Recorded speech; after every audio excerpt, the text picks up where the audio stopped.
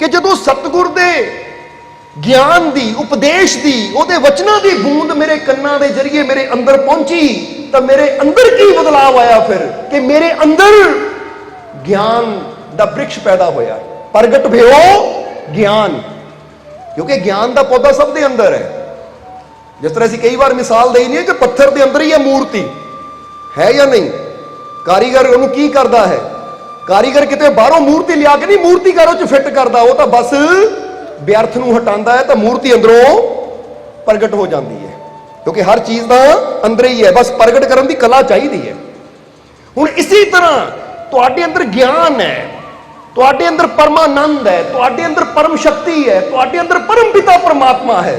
बस जरूरत तो उस व्यर्थ नूं हटाउण दी है जिहदे पिछे वो शक्ति छुपी हुई है, वो परमात्मा की मूर्त छुपी हुई है। और यह काम व्यर्थ नूं हटाउण दा काम कौन करता है? ये सतगुर दा उपदेश, सतगुर दा उपदेश, सतगुर दे वचन, संतां फकीरां दी वाणी, ये वो काम करती है जो साडे अंदरले व्यर्थ नूं हटांदा है। और साडे अंदर जो प्रभु की रहमत छुपी हुई है, उहदा आनंद छुपिया होया है, वो खुशियां छुपियां हुई है, वो बाहर आनियां शुरू हो जांदियां है। इसलिए समझना कि शब्दां दा जिहड़ा प्रभाव है ना, शब्दां दा जिहड़ा असर है, इहदा साडे जीवन ते सब तो ज्यादा प्रभाव पैंदा है। ये गल हमेशा ही याद रखना तुसीं, किहड़ी चीज़ का प्रभाव पैंदा साडे जीवन ते? शब्दां दा। क्योंकि असीं कई बार एक एग्जाम्पल दे के, उदाहरण दे के भी दसीदा है कि हुणे कोई आदमी खड़ के तुहानूं गाली दे देवे, तुहानूं क्रोध आ जाता है, हुणे कोई आदमी खड़ के तुहाडी तारीफ कर देवे, तुहाडा दिल खुश हो जाता है कि वो शब्द ही है ना। ये शब्द बोलण नाल, बुरे शब्द बोलण नाल साडे अंदरों क्रोध उठ सकता है। बंदा कहंदा वो पापी, वो बुरा, उन्हें बुरे बोले, मेरे अंदर क्रोध उठ गया। तो हुण जरा सोचो, ये किसी दे बोलण नाल साडे अंदर क्रोध पैदा हो सकता है, किसी दे बोलण नाल साडे अंदर खुशी पैदा हो सकती है, तो संतां दे वचन सुनण नाल साडे अंदर आनंद क्यों नहीं पैदा हो सकता? साडे अंदर परम शांति क्यों नहीं पैदा हो सकती? साडे जीवन च खुशियां क्यों नहीं आ सकती? गल तो थोड़ी समझण दी है।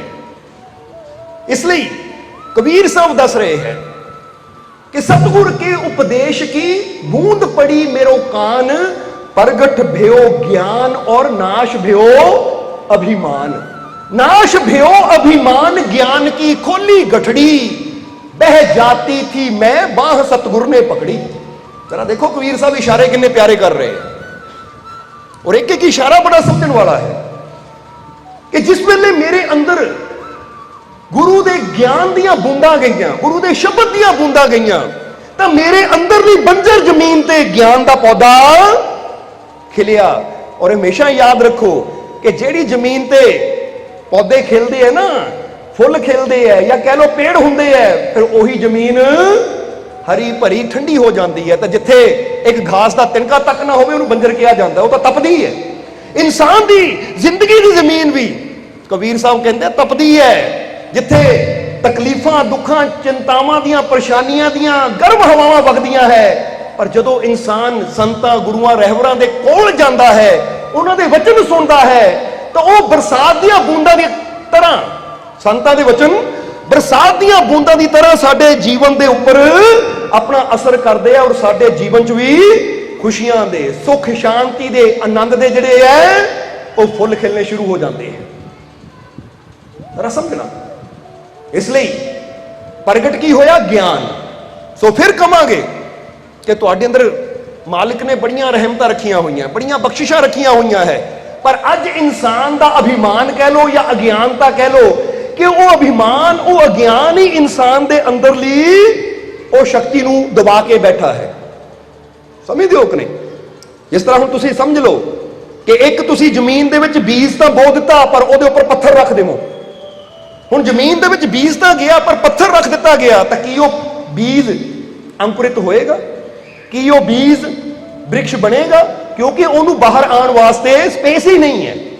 इसी तरह तुहाडे अंदर भी वो मालिक की रहमत दा, वो परमात्मा की कृपा दा, ओदी बख्शिश दा एक कह लो कि अनमोल बीज छुपिया होया है, कीमती बीज छुपिया होया है, पर किते ना किते इंसान ने अपनी अज्ञानता दे, अपने अहंकार दे ऐसे पत्थर उसके ऊपर रखे हुए हैं कि जेड़े इंसान दे बीज नूं प्रगट होने नहीं देंदे। और अज असीं यही कोशिश करनी है कि थोड़ा जिहा समझना है कि किद्दां मैं ये पत्थर हटा सकता है, किस तरह मैं इन्हां पत्थरां नूं हटा सकदा ताकि प्रभु दे उस पौधे नूं, उस बीज नूं वृक्ष बनन दा मौका मिले, उस पौधे नूं प्रगट होण दा मौका मिले, ताकि साडा जीवन भी खुशियां दे नाल आनंद दे नाल भरपूर हो सके।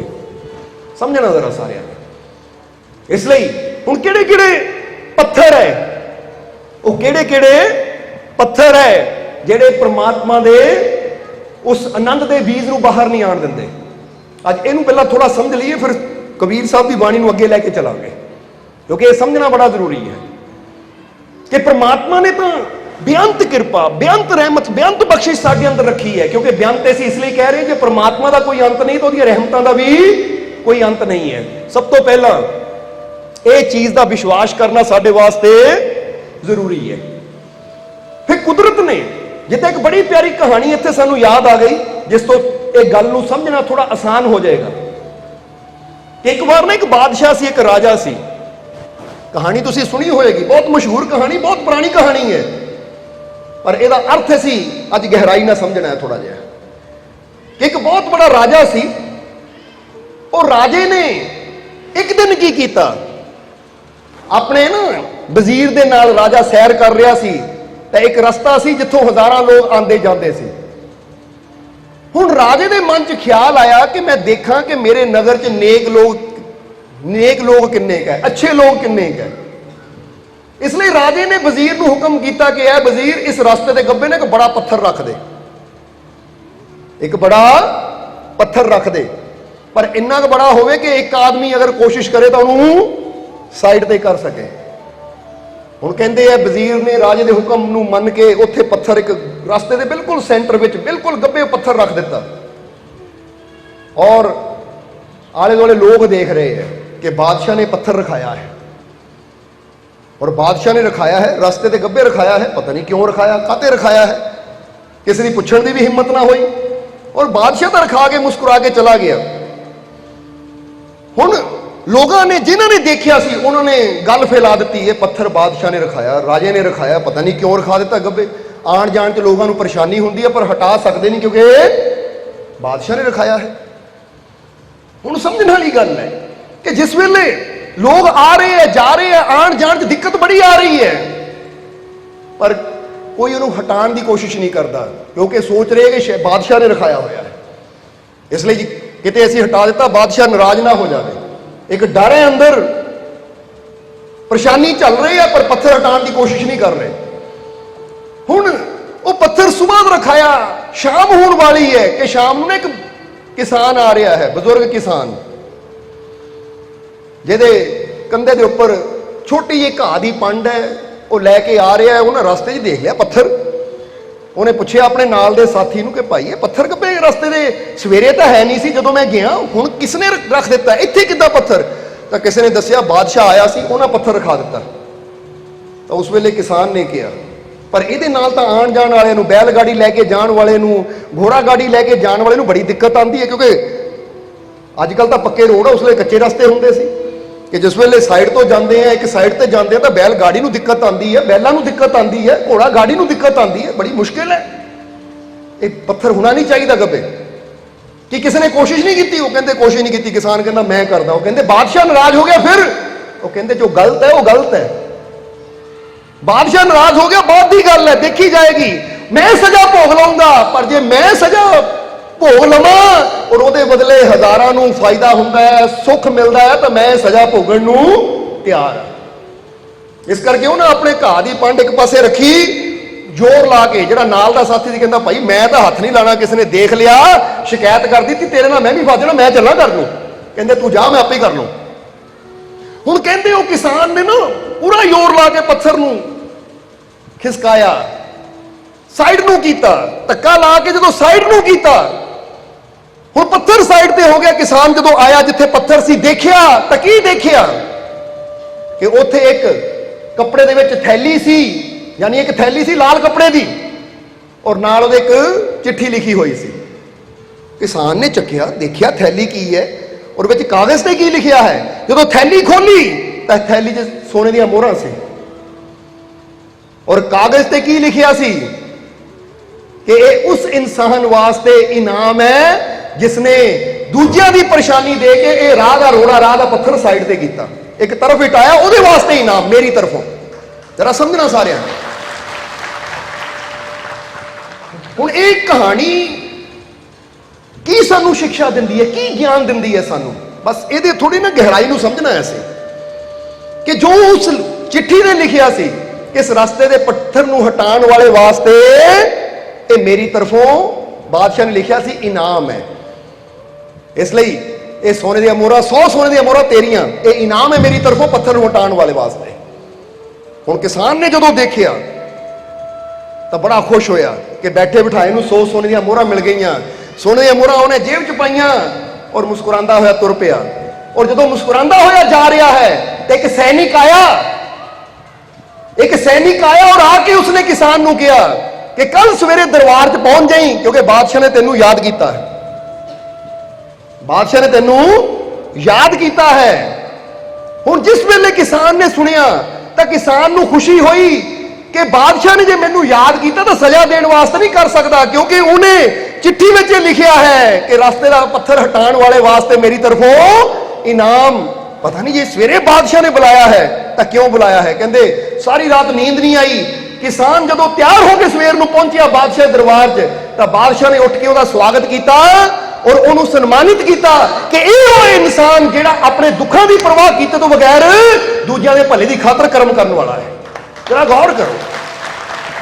हुण कहंदे उसनूं सन्मान भी मिलिया, इनाम भी मिलिया, तो पूरे देश में उसका नाम भी हो गया।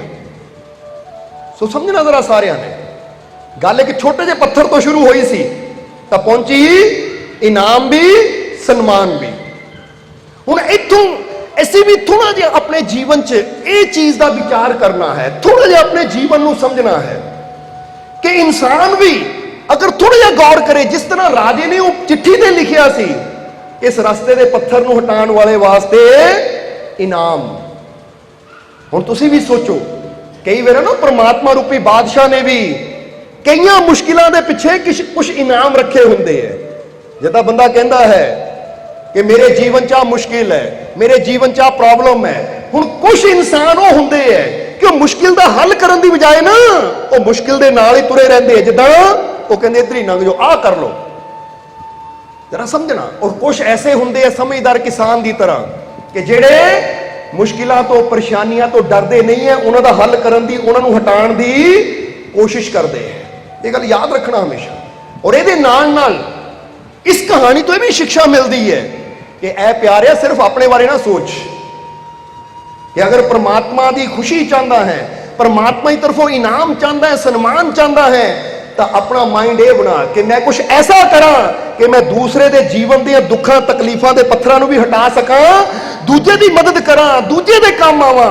और दूजे की जो मैं हेल्प करता हाँ, कुछ भला कर्म करता है, तो फिर परमात्मा भी कई बार जो असीं दूजे की हेल्प करते हैं तो परमात्मा भी बैठा होंगे, तू हेल्प करेगा तो उसके बदले तेनू आ इनाम मिलेगा, आ सन्मान मिलेगा।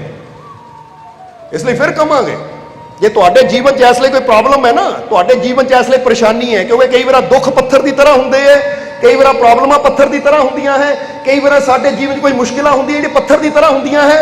सो सानू डरन की लोड़ नहीं कि परमात्मा ने क्यों किया, काहते किया। जिदा कईयां ने कहा ना बादशाह ने पता नहीं क्यों कर दिता, ये काहते कर दिता, जरा समझो। हुण बादशाह ने तो एक इम्तिहान लेना सी कि जिहड़ा पत्थर हटाएगा उन्हें इनाम भी मिलेगा, सन्मान भी मिलेगा। इसलिए तुहाडे जीवन च जे अज कोई प्रॉब्लम है, तुहाडे जीवन च अज कोई मुश्किल है, तो फिर समझो कि अपने आप को इतना मजबूत बनाना है, अपने आप को ऐसा बना के दिखाना कि मुश्किल तो डरना नहीं है, अपने मालिक के विश्वास में उसका हल करना है, ताकि वो मालिक कह सके, वो परमात्मा कह सके देखिया ये है मेरा बच्चा, ये इनाम का भी हकदार है, सन्मान का भी हकदार है, क्योंकि मुश्किलों के पत्थरों तो डरिया नहीं, बल्कि ना मेरे विश्वास की ताकत ना मुश्किलों के पत्थरों भी रास्ते तो हटा के अपना रास्ता साफ कर ले।